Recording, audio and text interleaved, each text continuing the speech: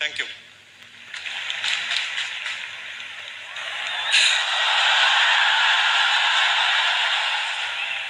সবাই আশা করি খুব ভালো আছো।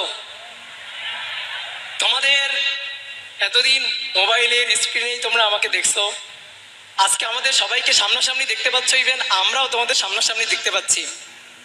আমরা আসলে খুবই আনন্দিত তোমাদের এরকম সামনাসামনি দেখতে পেয়ে। বেশি সময় নষ্ট করব না, আমি টুকিটাকি ক্লাস নিতে পারি কিন্তু খুব ভালো বলতে পারি না বা বক্তৃতা দিতে পারি না। তোমাদের ছোট দুইটা পয়েন্টে আমি একটু কথা বলি।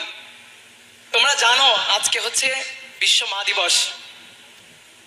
একটা সন্তান যখন ভূমিষ্ঠ হয়, মায়ের যে প্রসব বেদনাটা সহ্য করতে হয়, এটা পৃথিবীর সবচেয়ে বড় কষ্টের একটা।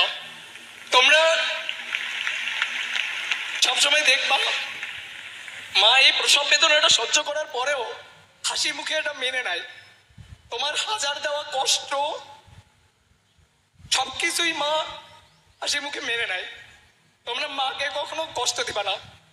তুমি যখন ক্যাম্পাসে আসবা, তুমি বাসায় যাওয়ার পরে 1 মাস 2 মাস 6 মাস পরে বাসায় যখন যাবা, তুমি বুঝতে পারবা যে তোমার মা আসলে কতটা তোমাকে ভালোবাসে।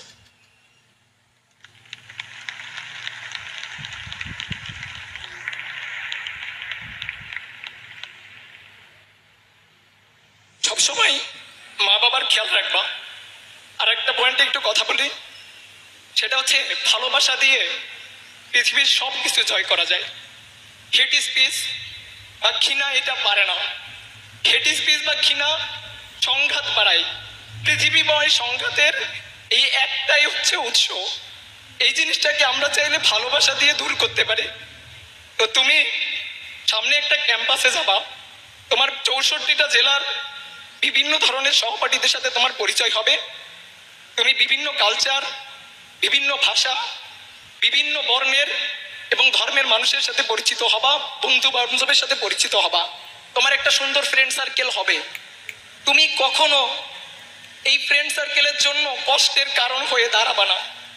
এইটা তোমাদের কাছে আমার আশা বা তোমাদের কাছ থেকে আমার চাওয়া, একটাই অনুরোধ আর কি। যে হাতে আমি তোমাকে পড়াইছি, যে হাতে আমি তোমাকে কলম দেখছি, ওই হাতে আমি ভবিষ্যতে কখনো কোনো রক্তের দাগ টাগ দেখতে চাই না। তো এই জিনিসটা তোমরা মাথায় রাখবা, যেন আমাদের বাংলাদেশের ক্যাম্পাসগুলা সুন্দর হয়। ভালোবাসা দিয়ে ক্যাম্পাসগুলাকে ভরায় রাখবা। সবসময় চেষ্টা করবা কোনো একটা বন্ধুর বা কোনো একটা সহপাঠীর কিভাবে সামান্য হলেও উপকার করা যায়। সবসময় চেষ্টা করবা তার পাশে দাঁড়ানোর, তার প্রতিকূলতা হবার বা বাধা হওয়ার কখনো চেষ্টা করবা না।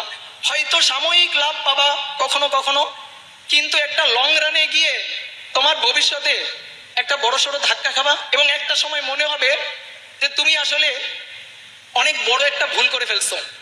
তো এই কারণে সবসময় নিজেকে ধরে রাখবা এবং সবসময় ধর্মের পথে থাকবা, সৎ পথে থাকবা, প্রেয়ারের মধ্যে থাকবা। দেখবা লাইফটা অনেক সুন্দর।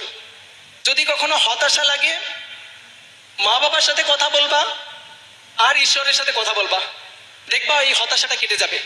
সবার জন্য শুভকামনা, সবার জন্য ভালোবাসা। ধন্যবাদ সবাইকে।